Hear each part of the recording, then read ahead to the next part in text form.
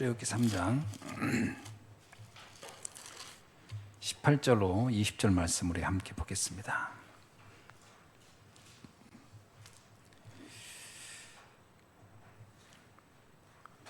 출애굽기 3장 18절로 20절 말씀 함께 보시죠. 시작. 그들이 네 말을 들으리니 너는 그들의 장로들과 함께 애굽 왕에게 이르기를 히브리 사람의 하나님 여호와께서 우리에게 임하셨은즉 우리가 우리 하나님 여호와께 제사를 드리라 하오니 사흘길쯤 광야로 가도록 허락하소서 하라. 내가 노니 강한 손으로 치기 전에는 애굽 왕이 너희가 가도록 허락하지 아니하다가 내가 내 손을 들어 애굽 중에 여러 가지 이적으로 그 나라를 친 후에야 그가 너희를 보내리라. 아멘. 출애굽에 관한 이야기인데요. 여기 보면은 중요한 이야기가 나와요. 뭐냐면 애굽 왕에게 가서 왜 우리가 나가야 하는지를 설명하라는 건데 그 이유가 애굽 왕이 알아들을 수 없는 말이에요. 뭐냐면 하나님께 희생자 제사를 드려야 하기 때문에 우리는 나가야 되겠습니다라고 하라라는 거예요. 이 내용은 나중에 계속 나옵니다. 그 열 재앙이 올 때마다 모세가 바로 왕한테 계속 그 얘기를 하는 거예요. 재앙이 한번 올 때마다 우리 희생 제사를 드리러 가야 되겠습니다. 그리고 바로 왕은 가지 마라. 그리고 재앙이 또 한 번 오고 또 가서 희생 제사를 드리러 가야 되니까 우리를 보내달라. 계속 그 바로 왕하고 끊임없이 이렇게 그 대화를 할 때 주제는 희생 제사입니다. 그게 핵심이었어요. 그런데 여기서 보면 또 두 번째 우리가 알 수 있는 게 뭐냐면 애굽 왕은 너희를 가도록 허락하지 아니할 것이라는 거예요. 그게 쉽게 이해되는 게 아니라는 겁니다. 이게 그 희생제사라고 하는 것 자체가요, 일반적인 사람들이 이해가 절대 할 수 없는 거예요. 이거는 숨겨진 세계예요. 영적인 세계이기 때문에 바로 왕은 아무리 네가 말을 해도 못 알아들을 거라는 거예요. 그러니까 못 알아듣는 것이 한편으로는 정상입니다. 여러분, 복음을 거의 대부분 사람이 못 알아들을 거라는 걸 알아야 돼요. 그러니까 복음을 알아듣는 것이라고 하는 것이 사실은 그게 비정상입니다. 못 알아듣는다는 게 정상이에요. 복음을 어떻게 알아듣겠어요? 못 알아듣습니다. 바로 왕은 허락하지 아니할 것이다. 그런데요, 세 번째입니다. 내가 애굽을 여러 가지로 그 이적으로 그 나라를 친 후에야 그가 너희를 보내리라. 그들이 감당할 수 없는 문제가 오면 자기들이 그렇게 부정하고 아니라고 했는데도 도저히 해결할 수 없는 문제를 그들이 겪게 된다면 결국은 항복하고 너희들을 보내줄 것이다. 이런 얘기입니다. 그럼 왜 바로 왕은 보내지 않을 것이고 또 하나님은 왜 애굽에 재앙을 내리고 결국은 나중에 바로가 항복해서 보내게 될까? 이거는 바로 왕을 위한 얘기가 아닙니다. 바로 왕은 결국 못 알아듣거든요. 이 사건은 바로 왕을 위해서 그런 게 아니고요. 이 사건은 이스라엘 백성들에게 대한 메시지인 동시에 전 세계를 향한 메시지입니다. 그죠? 누군가는 그 사건을 들어야 되기 때문에 나중에 보면은 라합이라는 여자가 그 얘기잖아요. 애굽에서 일어났던 일들은 우리는 알고 있었다. 그죠? 그러니까 라합이라는 여자를 위하여 일으키는 일이에요. 그러니까 바로 왕은 하나의 도구였을지 바로 왕의 목적은 아닙니다. 우리가 복음을 전하다 보면요, 복음을 전혀 못 알아듣는 사람이 있고 또 우리를 굉장히 반대하거나 핍박하는 사람이 있을 수 있습니다. 근데 그게 그 사람을 위한 사인이라기보다는 누군가 하나님이 예비한 사람을 위한 사건이다라는 것을 보셔야 돼요. 그러니까 문제가 안 된다는 거예요. 그죠? 사실 바로 왕은 자기가 자기도 모르게 세계복음화를 위한 도구로 쓰임 받고 있는 거예요. 그죠? 그게 참 바로 왕은 불쌍한 일이긴 하죠. 이것이 출애굽에서 일어난 사건입니다. 자, 오늘은 제목이 뭐냐면 비대면 전도입니다. 자, 비대면 전도에 관해서 한번 우리가 생각해 보자는 거예요. 하나님은 큰 전도를 할 때, 큰 세계복음화라고 하는 그 여정을 일으킬 때는, 세계복음화를 할 때는 항시 비대면 전도를 활용했다라는 겁니다. 그걸 우리가 잘 깨달아야 된다라는 거예요. 그래서 성경에 나와 있는 비대면 전도를 오늘은 이제 애굽 시대에 딱 그 포인트를 두고 우리에게 설명하고 있습니다. 애굽 시대에 했던 비대면 전도는 뭘까? 첫째입니다. 요셉이라는 사람이, 하나님이 요셉이라는 사람을 전도 운동에 썼다라는 거예요. 근데 그 방법은 비대면이었다라는 거예요. 자, 이 얘기가 잘 이해하셔야 되겠죠. 의외로 생각 외로 좀 어려운 부분이긴 해요. 요셉을 하나님이 비대면 전도로 썼다라는 말이 뭔 말이냐라면, 요셉을 노예로 보낸 사건이 요셉 개인으로 봐서는 고달픈 노예 생활인데, 그것이 하나님의 입장에서는 비대면 전도였다라는 거예요. 그게 왜 이게 비대면 전도죠? 이 사건으로 인해서 요셉이라는 사람이 애굽이라는 강대국으로 갈 수 있었다라는 겁니다. 그러니까 요셉이라는 한 사람이 그 사건 때문에 많은 사람과 만날 수 있는 하나의 전환점이 만들어졌다라는 거예요. 이게 요셉 개인은 이해가 잘 안 됐을 수도 있지만, 하나님은 세계복음화를 놓고 요셉을 노예로 보냈다라는 거예요. 그 자체가 비대면 전도입니다. 왜냐하면 그 많은 사람을 요셉이 일일이 다 만난 게 아니에요. 무슨 말인지 알죠? 1대1 다 만난 게 아닙니다.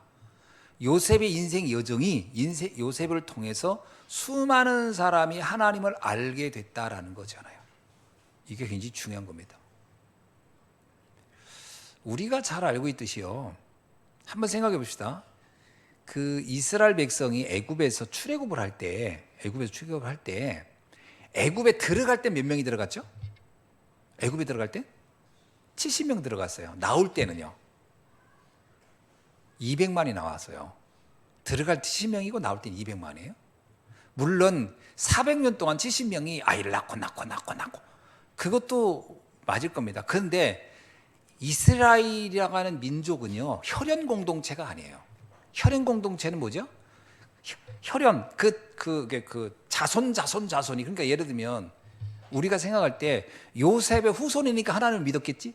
그런 개념으로 믿음이 아닙니다. 여러분, 신앙이라는 게 피 타고 믿어지나요? 아버지가 목사니 자녀는 아들이야. 그럼 자녀는 당연히 예수 믿을까요? 아버지가 장로야. 자녀는 당연히 예수 믿을까요? 혈연으로 믿음이 가는 게 아니에요. 신앙이라고 하는 것은 피 타고 가는 게 아니에요. 그래서 이스라엘 백성이 애굽에서 나올 때 허다한 잡속이 나왔다. 허다한 잡속. 여러 부족들이 연합체가 나온 거예요. 자, 그러면 어떻게 해서 200만이 하나님을 섬기게 됐을까요? 그건 피로 전달된 게 아니라는 거예요. 혈연 공동체로 신앙이 전달된 게 아니에요. 비대면으로 전달된 거예요. 혈연과 아무 상관없이. 무슨 말인지 이해되십니까? 피하고는 상관없는 거예요. 이스라엘 백성은 단일 민족이 아니라니까요. 우리는 자꾸 오해해요. 우리나라가 단일 민족이다 보니까 이스라엘 하면 그 사람들은 단일 민족이겠지. 아닙니다. 단일 민족이 아니고 다양한 민족이에요. 종족이에요. 여러 종족이 혼합체입니다. 허다한 잡족이 나왔어요. 그런데 그들은 다 신앙은 하나였어요. 그래서 그들은 뭐라고? 신앙 공동체예요. 혈연 공동체가 아니고 신앙 공동체. 그게 비대면으로 가능한 거예요. 요셉이 애굽으로 들어간 사건은 먼 미래에 200만이라는 수많은 믿음의 사람들을 만드는 전환점이었다는 거죠. 그 출발점이었죠. 그러니까 굉장한 거죠. 비대면. 요셉이 일일이 다 돌아다니면서 전도했기 때문에 200만 되는 게 아니에요. 요셉의 자녀도 또 돌아다니면 전도하고 또 전도, 그런 게 아니에요. 비대면. 뭐죠? 보디발이 그러잖아요. 여호와의 신에 이렇게 감동된 자를 내가 본 적이 없다. 내가 보면요, 일단 보디발 집에 있는 노예들은 이미 요셉이 믿는 하나님 믿기로 마음 먹었을 거예요. 야, 나도 믿어야 되겠다. 그러면 그 집 이제 복음화 시켰죠.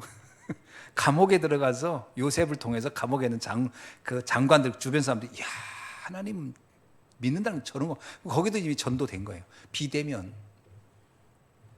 이해되십니까? 비대면 전도. 내가 진짜 딱 나의 24 언약 속에 딱 있으면 그 사람을 통해서 전도의 문들이 비대면으로 열린다는 거예요. 그렇지 않고는 세계복음화가 안 돼요. 일일이 내가 다 다니면서 설명해서 되겠어요? 전도가? 우리나라에 왔던 선교사님들이 일일이 이 사람 저 사람 붙잡고 다니면서 전도했기 때문에 이렇게 한국의 기독교가 퍼진 것 같아요? 아니에요. 믿음의 사람들을 세워놓은 것이, 그게 엄청난 영향력을 주변에 준 거예요. 옛날에 전도할 때 보세요. 그냥 동네에 교회 하나만 있으면 그냥 이런저런 소문 듣고서 나도 믿어야지 이러지, 언제 거기 성도들이 일일이 다 다니면서 전도했기 때문에 전도된 건 아닙니다. 그죠? 라합이 전도됐을 때 라합은 어떻게 됐어요? 라합은 소문만 듣고, 그죠? 소문 듣고, 비대면이잖아요. 비대면. 그리고 전도됐잖아요. 자, 감옥에 갔을 때도 마찬가지입니다. 감옥에 갔을 때요, 하나님이 감옥을 왜 보내냐면 가장 영향력 있는 사람들과 만나도록. 그럼 영향력 있는 사람 만났다는 얘기는 뭐예요? 그 영향력 있는 사람들이 요셉을 보고 충격받았으면 그들의 인간관계 속에서 요셉 얘기를 했겠어요, 안 했겠어요? 여러분, 장관 중에 요셉 때문에 생명도 복직도 되고 또 요셉 때문에 나중에 여러 가지 영향을 받은 사람이 많은데, 이들이 하나님에 대해서 말을 했겠어요, 안 했겠어요? 이게 비대면이었다는 거예요. 그 현장에 영향력을 줬다는 거예요. 무슨 얘기인지 이해되시죠? 그러니까 우리가 전도를 자꾸 1대1 만나서만 한다 생각하면 답이 안 납니다. 언제 이 지역의 전도 운동을 다 해요? 1대1 만나서만 하는 게 아니에요. 영향력으로 전도가 돼야 돼요. 영향력으로. 이해되시죠? 우리는 자꾸 오해를 한단 말이에요. 내가 학교를 갔다, 어디 직장을 갔다, 또 어떤 사회에 갔다, 이 사람들 다 만나서 얘기해야 되나? 그 언제 어느 세월에 그게 가능합니까? 가능되지 않습니다. 거기에서 여호와의 신에 이렇게 감동된 자를 본 적이 없다라고 하는 그 자체가 비대면의 가장 절정적인 사건이다. 아멘. 총리가 돼서요. 총리가 되니까 그 근동은 다 기근인데 애굽만 어떻게 해요? 요셉이 풍년기한에 곡물을 잘 추수해가지고 관리하고 있으니까 흉년이 될 때 그걸 다 주변 사람들이 팔았단 말이에요. 그게 엄청난 영향력을 준 거예요. 그죠? 그래서 근동 일대 전체를 복음. 그러니까 애굽에라는 그 애굽에서의 그 요셉의 영향력이라는 게 뭐예요? 나중에 있잖아요. 요셉을 모르는 왕이 등극하며라면, 그 이전까지 요셉이라는 사람이 그 사람의 명성이 얼마나 엄청난 사람들에게 영향을 주었는가를 말해주는 거예요. 그죠? 황제들도 함부로 정책을 못 바꿀 만큼, 요셉을 아예 잊을 만큼 세월이 지나니까 그때서 이상한 법이 나왔지, 그 전만 해도 요셉이라는 사람의 그 영향력이라는 것은 100년의 응답, 이렇게 한 400년의 응답을 줬다라고 볼 수 있는 거죠. 무슨 말인지 아시죠? 비대면 전도. 그렇죠? 그래서 내가 현장에서 나의 24가 정말 누려지면 전도는 될 수밖에 없습니다. 그래서 전도는요, 되어진다는 말이 그런 거예요. 전도를 한다기보다는 내가 복음을 누리고 있는 데서 되어지는 영향력으로. 그게 훨씬 더 강력한 겁니다. 비대면 전도. 언제 그런 일이 일어날까요? 문제가 왔을 때, 위기가 왔을 때, 갈등이 왔을 때. 왜 보디발은 요셉을 보고 여호와의 신에 이렇게 감동된 자를 본 적이 없댔을까요? 요셉이라는 사람이 노예라는 그 상황에서의 모습을 봤을 때인 겁니다. 요셉이 왕자로 보디발 집에 왔다면 그 말 안 했을 거예요. 왜? 왕자니까 당연히 저렇게 여유 있고 저렇게 당당하고 저렇게 했겠지. 그러나 노예인 주제에 저러니까 보디발이 감동한 거예요. 그러니까 그 사람에게, 요셉에게는 위기요, 갈등이요, 사건인데 그게 도리어 전도의 위대한 문이 열릴 수 있는 사건이다. 그렇게 생각한다면 지금 우리가 여러분에게, 하나님이 여러분을 전도자로 쓰려면 문제를 줄까요, 안 줄까요? 생각해 보세요. 지금 여러분이 모든 게 완벽하고 누가 봐도 아이고 저 사람은 저런 게 편안할 수 있지 라고 하면 전도 안 됩니다. 사실 어떤 면에서. 제가 그 얘기는 무슨 얘기냐면, 영향력을 준다는 거 할 때 뭐냐면 어떤 문제, 어떤 사건이 있어도 흔들리지 않는 나. 그죠?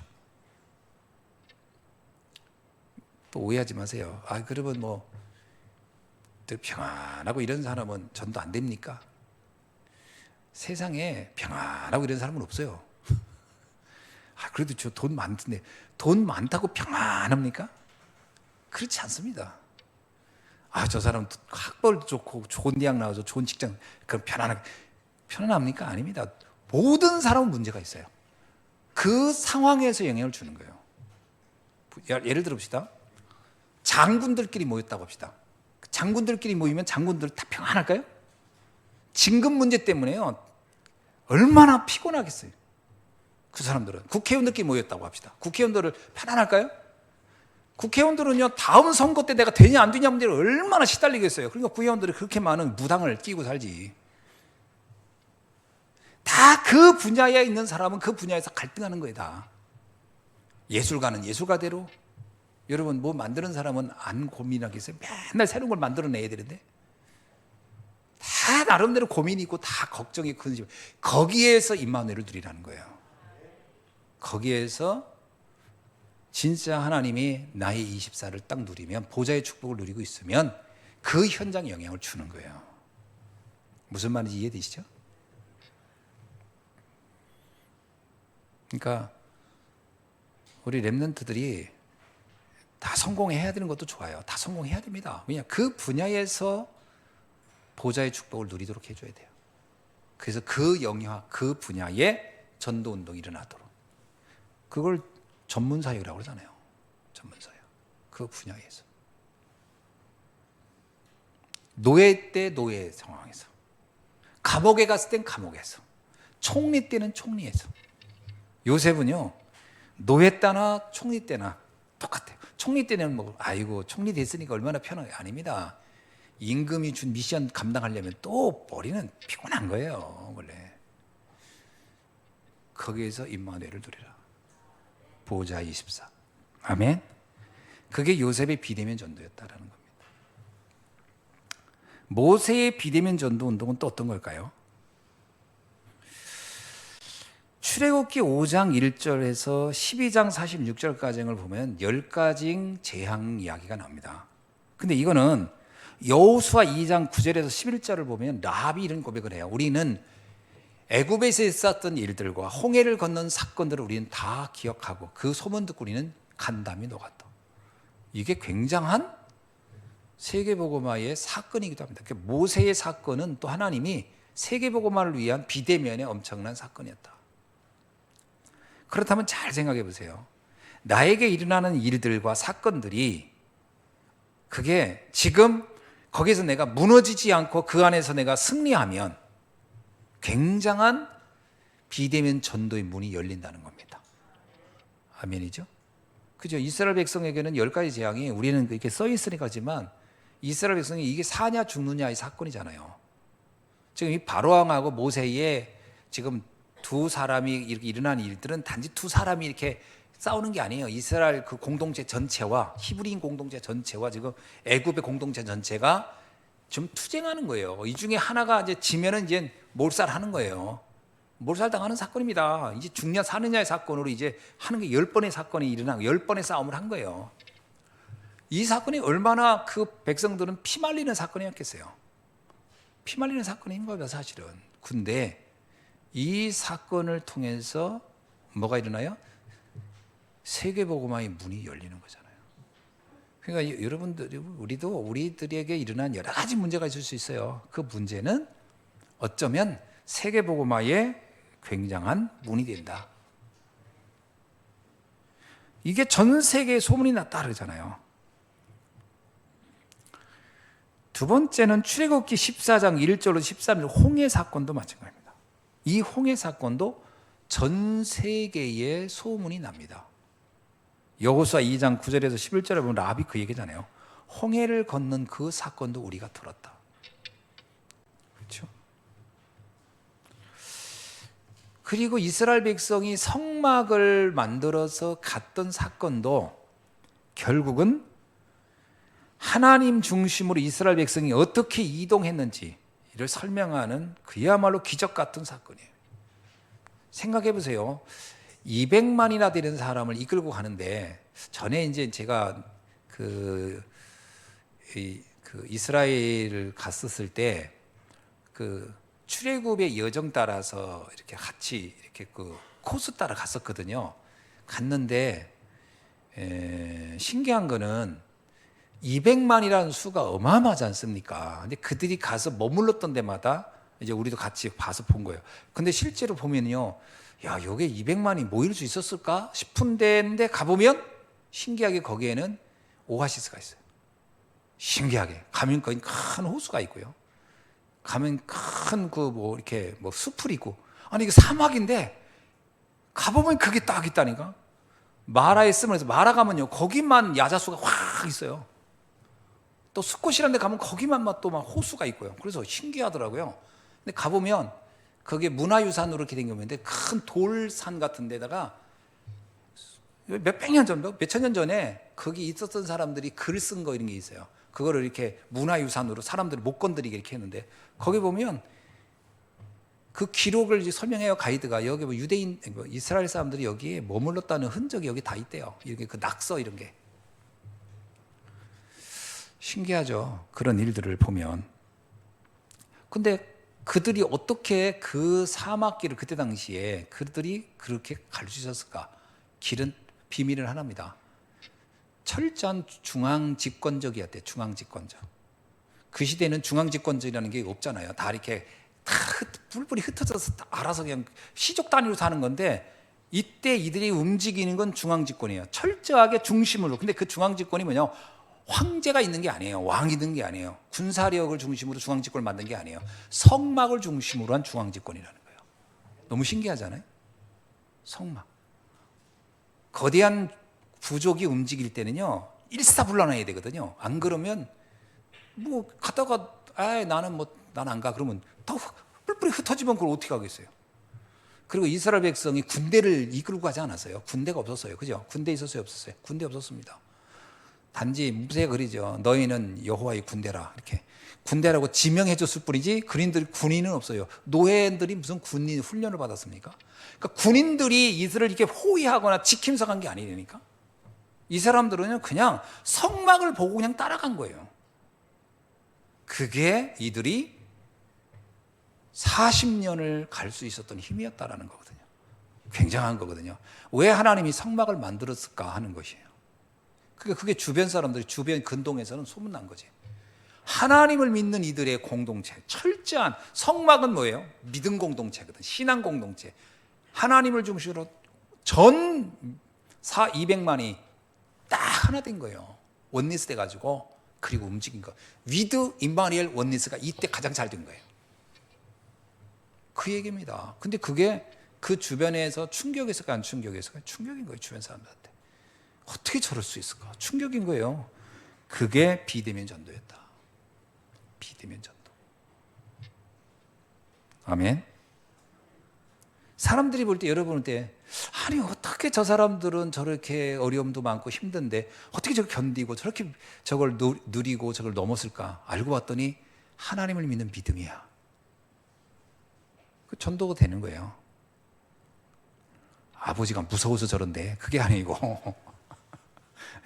엄마가 아주 극성 맞아서 저 사람들이 이렇게 가는 거예요. 그게 아니고 하나님을 믿는 믿음으로. 일반적이 같으면 다 깨졌을 가정이, 일반적이 같았으면 완전히 풍지박살 날 가정인데, 어떻게 그 상황에서 저들은 무너지지 않고 원리스돼서 딱 한 가정을 이루고 이렇게 승리할 수 있을까? 알고 봤더니 복음이라 이거예요. 아멘. 어떻습니까? 전 가끔 그런 걸 많이 느끼거든요. 복음이 아니었으면 여러분 가정은 어떻게 됐을까? 우리 집에 복음이 없었어. 그럼 어떻게 됐을 것 같아요? 사랑으로 우리는 사랑으로 샘솟는 가정. 그래서 우리는 잘 갔을 거예요라고 생각됩니까? 뭐 그런 가정도 있겠죠. 겁나게 사랑하는 집. 그런데 복음이 아니면 가정은 굉장히 허약해요.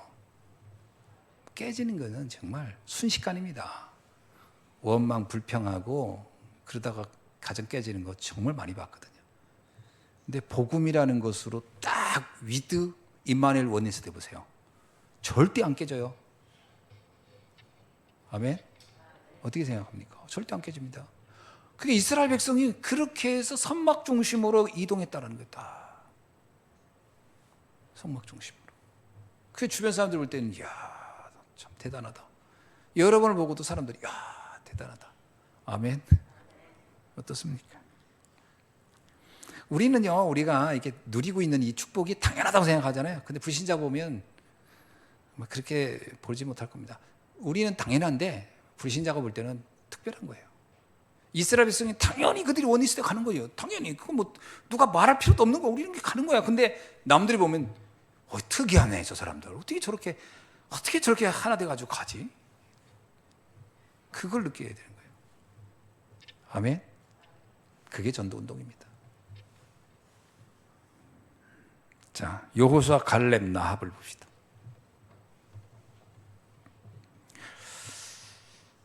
여호수아, 갈렙, 나합은요, 전부 다 이 사람들은 이들 똑같아요. 모세가 겪었던 것과 또 비슷한 겪었던 겁니다. 요단강을 건너거나 여리고성을 무너뜨리거나 해와 달이 멈추는 사건을 겪거나. 근데 이게 전부 다 사실은 어떤 일이냐면요, 불가능한 일인데 가능하된 거예요. 절대 불가능인데 가능한 거예요. 그죠? 여러분, 여리고 성 그게 쉽게 무너지는 성이 아니거든요. 절대 불가능한 성인데 절대 가능했어요. 해와 달과 별이 멈춘다? 절대 불가능한 일이에요. 근데 그게 절대 가능했단 말이에요. 그러므로 인해서 사람들은 야, 하나님이 함께 하는 거구나. 이걸 알았다는 거잖아요. 참 그런 때가 많잖아요. 나는 진짜 복음이 아니면 내가 진짜 어떻게 살았을까? 이런 때 생각 안 납니까? 복음이 아니면 진짜 지금 나는 내가 생존하지 않았을 수도 몰라. 이런 생각. 저는 그런 생각 가끔 들더라고요. 내가 복음 몰랐으면 나는 이 세상 사람이 아니었을 것 같아. 나는 복음 안 했으면 이 세상 사람이 아니었을 것 같아. 왜냐면 그때 굉장히 많은 생각했거든요. 죽음을. 죽고 싶고 못 살겠더라고. 막 자살하고 싶고 막 너무 이 세상이 이제 막막하고 두렵고 답은 안 보이고. 근데 이 고통이 3, 4일 만에 2, 3년 만에 끝난다고만 견디겠는데 이게 30년, 40년 간다고 생각하니까 이게 도저히 용기가 안 나는 거예요. 30년, 40년 끌고 갈 용기가 안 나는 거예요.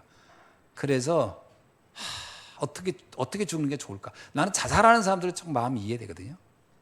그 자살하는 사람들도 고민 많이 합니다. 어떻게 죽는 게 좋을까?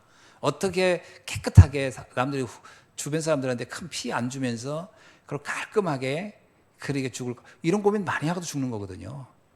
오죽하면 그런 생각 하겠어요. 오죽하면. 왜냐하면 인생이 절대 불가능이라고 봐서 그런 거예요. 절대 불가능이라고.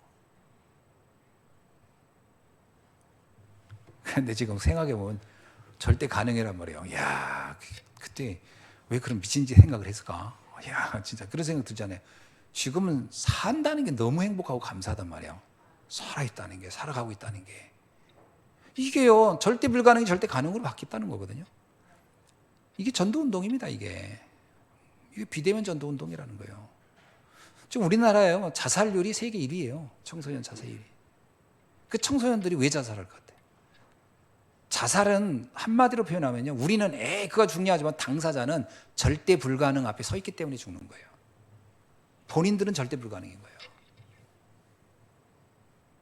그러니까 죽는 사람들을 우리가 비난할 수 없는 게 본인은 절대 불가능 속에 있는 거예요.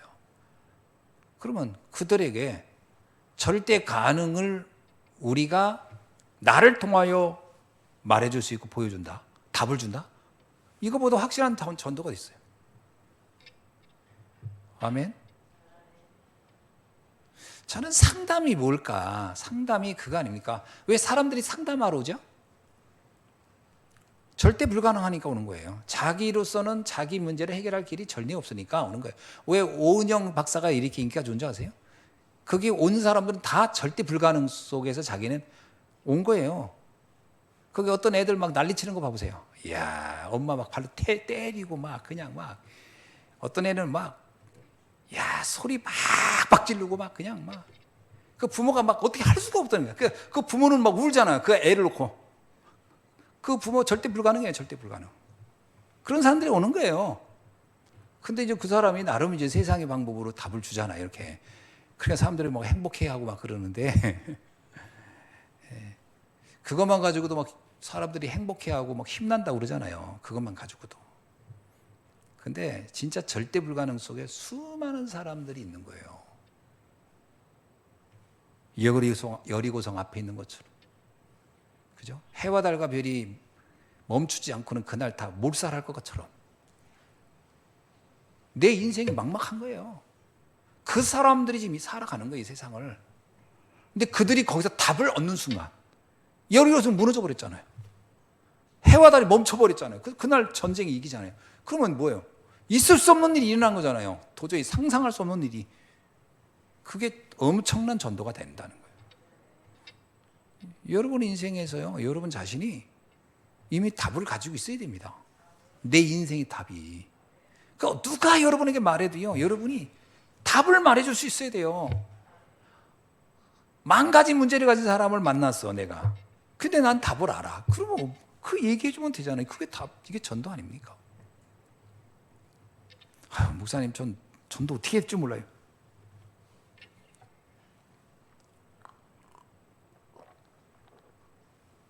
살아났다며, 행복하다며, 감사하다며. 근데 왜 전도가 어려워요? 그걸 얘기하면 되지. 나 행복하다면서요, 지금. 행복해요? 행복한 사람은 할 말이 많아요. 맞아요, 안 맞아요? 저는 행복한지 모르겠어요. 그거 할 말 없지.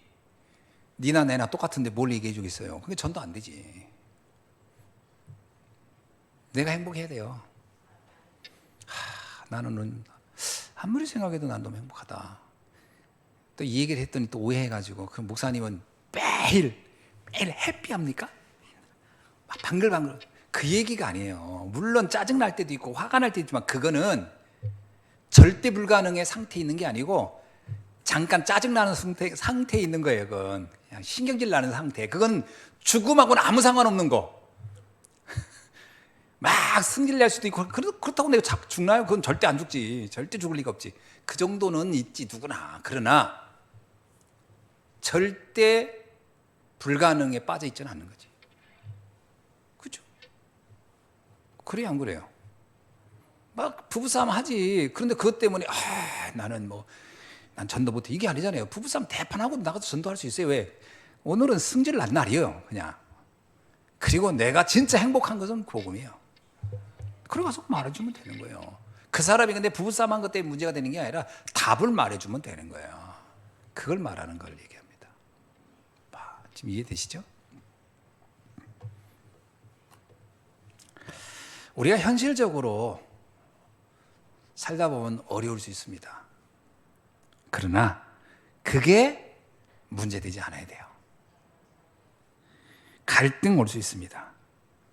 그게 도리어 비대면의 응답을 보는 현장이어야 돼요. 위기가 올 수 있어요. 그게 비대면의 응답을 받는 전도운동의 현장으로 바뀔 수 있어야 돼요. 그러니까 절대 불가능이 절대 가능으로 이 응답의 전환점에 있어야 돼요. 그래야 전도가 됩니다. 그래야 세 가지가 와요. 그 사람을 가리켜서 그 사람이 플랫폼입니다. 아멘. 그 사람이 플랫폼이에요. 플랫폼을 다 해서 찾지 마세요. 내가 플랫폼이어야 된다니까. 그죠? 요셉 중심으로 사람들이 찾아오잖아요. 몰려오잖아요. 그 형들도 오고 다 오잖아요. 왜? 이 사람이 플랫폼이야. 여러분 생각해 보세요. 요셉이 도끼가 가득해가지고서 만나는 족족 다 사람 죽이고 막 그리 보세요. 누가 그 사람한테 형들이 옵니까? 소문 듣고 갔다간 다 죽을 텐데 안 가지. 그러나 요셉이라는 사람이 모든 사람을 수용하는 사람이에요. 그 사람이 노예 출신이기 때문에 노예들 만나도 이해를 잘해. 그 사람이 감옥도 가봐서 죄수를 만나도 그 심정 이해를 잘해. 이 사람이 또 외국인 출신이야. 그 외국인 와도 이해를 잘해. 그런 소문들이 나니까 사람들이 요셉한테 몰리는 거예요. 이 사람이 플랫폼이에요. 그 다음에 파수망이 뭐예요? 파수망대. 그 등대 같은 거라잖아요. 사람들에게 빛을 주는 거예요, 빛을. 답을 주는 게 답을. 사람들이 뭐 왔는데 보니까 이게 뻥이야. 그러면 아무 역할 안 돼요. 왔는데 이 사람이 말하는 게 답이네. 이야, 이 사람하고 얘기 한번 했더니 마음이 시원해지고 막 감사가 오고 그게 파수망대예요. 여러분을 만나고 나서 사람들이 이야, 내가 이 사람 만나길 잘했다. 아, 내 이분 만난 게 정말 복이다. 이러고 가는 거지. 만났는데 가면서 속았네. 아니네. 이렇게 만났는데 이렇게 피곤해 사람이. 이러고 가면 그 파수망대가 안 된 거예요. 이제 불 꺼진 망대, 불 꺼진 망대. 나를 만났는데 사람들이 행복하고 가거든요. 뭔가 답을 얻고 가고. 그게 파수망대 아닙니까? 그 다음에 안테나예요. 안테나. 나는 한 게 별로 없어. 근데 막 나에 대한 이야기가 막 여기저기 소문이 나는 거야. 그래서 사람들이 막 거기 가봐라. 그 사람을 만나봐라. 그 예수님이 빌립이 그러잖아요. 와보라. 예수님 보고 막 예수님한테 가보라잖아요. 전도 어떻게 했어요? 나다나엘이. 와보라는 게 와보라. 그냥 와서 보라는 거예요. 막 그 소문이 막 나는 거예요. 여기저기. 그래 예수님 주변에 막 5천 명이 막 인산인해를 이루고 몰려든 거잖아요. 소통이 되는 거지. 나와 현장이, 나와 세상이.